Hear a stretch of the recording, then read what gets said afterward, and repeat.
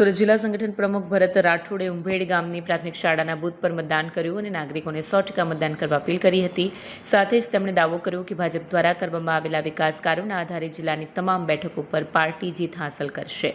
લોકસભા બારડોલીના સાંસદ પ્રભુ વસાવાએ પોતાના પરિવાર સાથે માંડવીનગરના વોર્ડ નંબર 6 ખાતે મતદાન કર્યું।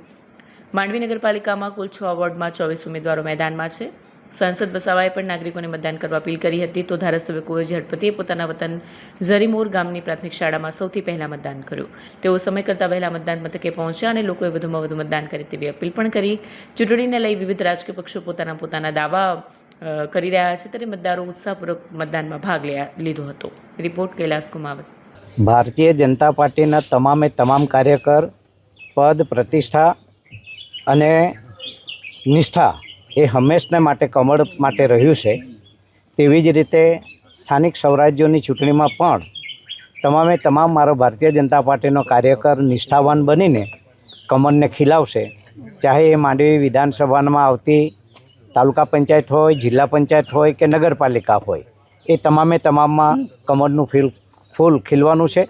અને સાથે સાથે ગુજરાતમાં સ્થાનિક સ્વરાજ્યની ચૂંટણીમાં એ તાલુકા પંચાયત હોય કે જિલ્લા પંચાયત હોય, નગરપાલિકા હોય કે મહાનગરપાલિકા હોય, તમામમાં કમળ ખીલીને બહાર આવશે।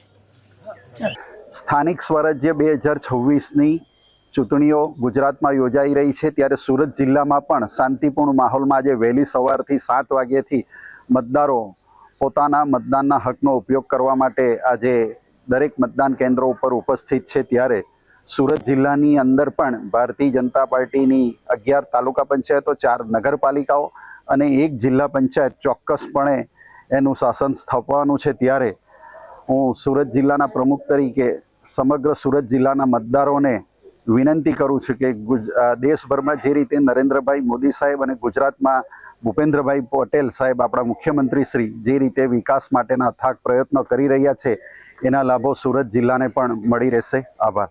ભારતની લોકશાહીના પવિત્ર પર્વ અંતર્ગત આજે સ્થાનિક સ્વરાજ્યની ચૂંટણીમાં ગુજરાતના સૌ મતદાર ભાઈ બહેનોને 100% મતદાન કરવા અપીલ કરું છું।